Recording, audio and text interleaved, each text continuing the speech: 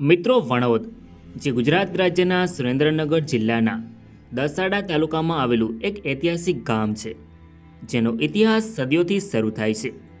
વણોદ જે ભારતની આઝાદી પહેલાં એક મુસ્લિમ રજવાડું હતું, જેમાં અનેક શાસકો દ્વારા શાસન કરવામાં આવ્યું હતું. જેથી આજના વિડીયોમાં આપણે વણોદ રજવાડાનો ઇતિહાસ જાણીશું. નમસ્કાર મિત્રો, તો સ્વાગત છે એક નવા વિડીયોમાં. સો ફ્રેન્ડ્સ, હું છું ધર્મેશ અને ધર્મેશ પટેલ યુટ્યુબ ચેનલમાં તમારું સ્વાગત છે. સો ફ્રેન્ડ્સ, આજના વિડીયોમાં આપણે વણોદ રજવાડાનો ઇતિહાસ જાણીશું. સો વિડીયોમાં છેલ્લે સુધી બન્યા રહો. તો ચાલો વિડીયોને શરૂ કરીએ. મિત્રો, વણોદ ગુજરાતના સૌરાષ્ટ્ર વિસ્તારમાં આવેલું એક ઐતિહાસિક રજવાડું છે, જેની સ્થાપના મુસ્લિમ શાસકો દ્વારા કરવામાં આવી હતી.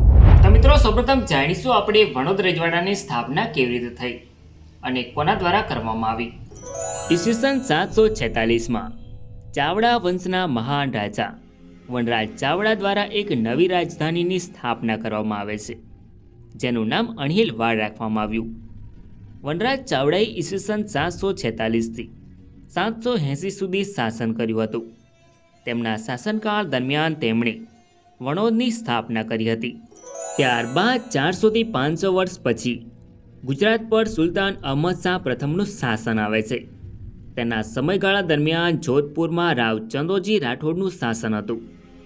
રાઠોડ ચંદોજીને એક પુત્ર હતો, ભીમજી, જેનો પુત્ર અભાજીને તેમના ઘેરાઓના વિવાદ પછી ઈસવીસન 1425માં તેઓ સિંધ ગયા અને ઈસવીસન 1445 સુધી સિંધમાં રહ્યા.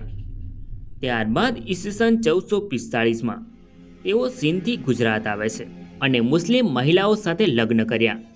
ત્યારબાદ તેમણે ઇસ્લામ ધર્મ સ્વીકાર્યો, જેના બદલામાં તેમને વણોદના 25 ગામો આપવામાં આવ્યા અને મલ્લિકનું બિરુદ આપવામાં આવ્યું. ત્યારબાદ અભાજીએ સ્વતંત્ર રજવાડાની સ્થાપના કરી અને તેમના વંશજોએ વણોદમાં શાસન કર્યું. વણોદ શરૂઆતમાં 25 ગામોનું શાસન ચલાવતું રજવાડું હતું. ત્યારબાદ ઘટીને છેલ્લે 11 ગામો વણોદના શાસન હેઠળ રહ્યા. વણોદ રજવાડાનો કુલ વિસ્તાર 148 કિલોમીટર હતો. ત્યારબાદ તેમના ઘણા વંશજોએ વણોદમાં શાસન કર્યું, જેમાં વર્ષ 1909માં મલ્લિક હુસૈન મહમદ ખાન વણોદ રજવાડાની ગાદી પર આવે છે. મિત્રો, મલ્લિક હુસૈન મહમદ ખાને વર્ષ 1909થી 1958 સુધી વણોદ રજવાડામાં શાસન કર્યું હતું. મલ્લિક હુસૈન મહમદ ખાન સ્વતંત્ર વણોદ રજવાડાના છેલ્લા શાસક હતા. વણોદ રજવાડું વર્ષ 1820થી 1924 સુધી કાઠિયાવાડ એજન્સીમાં હતું, જ્યારે વર્ષ 1924થી 1944માં વણોદ પશ્ચિમ ભારત રાજ્ય એજન્સીમાં હતું અને ત્યારબાદ બરોડા એજન્સી અને આઝાદી પછી ગુજરાત રાજ્ય એજન્સીમાં હતું. વણોદ રજવાડું 5મા વર્ગનું રજવાડું હતું, જેનું વિલીનીકરણ સમયે 59.37 ચોરસ માઇલ ક્ષેત્રફળ હતું. વણોદ રજવાડામાં વર્ષ 1941ની વસ્તી 6061 હતી. વણોદ રજવાડાની વાર્ષિક આવક 1 લાખ રૂપિયા હતી અને ખાનગી પર્સ 38,430 રૂપિયા હતું. મિત્રો, વર્ષ 1931માં વણોદ રજવાડામાં ગણવેશ સત્યાગ્રહ થયો હતો.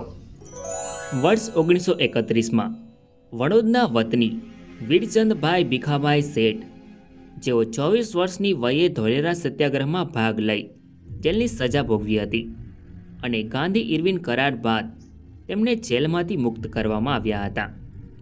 ત્યારે વણોદના શાસક મલ્લિક હુસૈન મહમદ ખાને તેમને વણોદમાં આવવા પર પ્રતિબંધ મૂક્યો અને હદપારીનો હુકમ કર્યો અને તેમના પિતા પાસે કબૂલાત કરાવી કે તેઓ રાજ્યને વફાદાર રહેશે અને તેમના પુત્રને વણોદ આવવા ન દે, જેનો તેમણે લેખિત કરાર માંગ્યો, પરંતુ તેમણે કરાર ન આપ્યો. ત્યારબાદ શાસકે એવો હુકમ કર્યો કે રાજ્યની પોલીસ જેટલો હુકમ કરે તેટલી જ મિલકત રાજ્યમાંથી લઈ જવી અને બાકીની મિલકત રાજ્યના કબજે રહેશે. આવી રીતે તેમના કુટુંબની હદપારી થઈ અને મિલકત ગુમાવવાનો પ્રશ્ન ઊભો થયો. આવા હુકમ સામે વીરચંદભાઈએ બ્રિટિશ એજન્સીમાં ફરિયાદ કરી, જેથી બ્રિટિશ એજન્સીના દબાણના કારણે તેમના હુકમો પાછા ખેંચ્યા. ત્યારબાદ મે 1931માં વીરચંદભાઈ વણોદમાં આવ્યા, જેમાં 28 મે 1931ના રોજ તેઓ તેમના મિત્રને દરબારગઢમાં મળવા જતા રહ્યા જ્યાં તેઓ વડોદના દરબાર સામે મળ્યા, જેમાં વીરચંદભાઈએ વાદળી ચડ્ડો અને સફેદ પહેરણ કોંગ્રેસ સેવા દળનો ગણવેશ પહેર્યો હતો. ત્યારે તેમણે માથું ખુલ્લું રાખ્યું, જેથી તેઓને રાજવીના અપમાન ગણાવતા તેઓને માર મારીને જેલમાં પૂરી દેવામાં આવ્યા. ત્યારબાદ તેમણે તેમની વાત રાખતા કહ્યું કે આ પોશાક તેમનો કાયમનો પોશાક છે અને રાજવીનું અપમાન કરવાનો તેમનો કોઈ ઈરાદો ન હતો. આ ખુલાસા પછી 1 કલાકમાં તેઓને છોડી મૂકવામાં આવે છે. ત્યારબાદ વીરચંદભાઈને જેલમાં પૂર્યાની જાણ ગામમાં થતાં લોકો રોષે ભરાયા અને હડતાલ પાડી હતી. આ હડતાલ 5 દિવસ ચાલી, જેમાં વીરચંદભાઈ પર ચલાવેલા હદપારના હુકમોની જાણ પૂરા સૌરાષ્ટ્રમાં થતાં 11 સત્યાગ્રહીઓની ટુકડી વજોભાઈ શાહની આગેવાની હેઠળ વાદળી ચડ્ડો, સફેદ પહેરણ અને સફેદ ટોપી કોંગ્રેસ સેવા દળનો ગણવેશ પહેરી ગામમાં આવી અને ગામમાં ફરી. તે પહેલાં વીરચંદભાઈએ માંડલના દવાખાને સારવાર લીધી અને અમદાવાદથી ભોગીલાલ લાલા અને હરિપ્રસાદ મહેતા વગેરેને બોલાવી લાવ્યા. ત્યારબાદ વડોદના રાજવી મલ્લિક હુસેન મોહમ્મદ ખાને તેઓને બોલાવ્યા, પરંતુ તેઓએ કહ્યું કે અમે ખુલ્લા માથે અને ચડ્ડા પહેરીને આવ્યા છીએ, જેથી અમે તમને મળી ના શકીએ. ત્યારબાદ ગામના લોકો વધારે રોષે ભરાયા, જેના કારણે રાજવી રાજ્ય છોડીને જતા રહે છે અને તેમના નાના ભાઈ અમીરુદ્દીન ખાન, જે રાજ્યના કારોબારી હતા, તેઓને સત્યાગ્રહીઓને મનાવી લેવાની સૂચના આપી.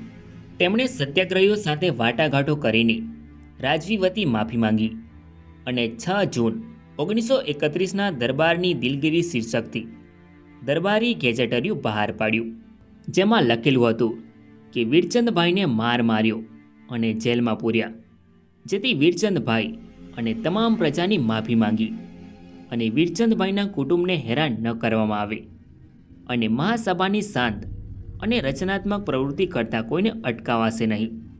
આમ આ સત્યાગ્રહ સફળ રહ્યો.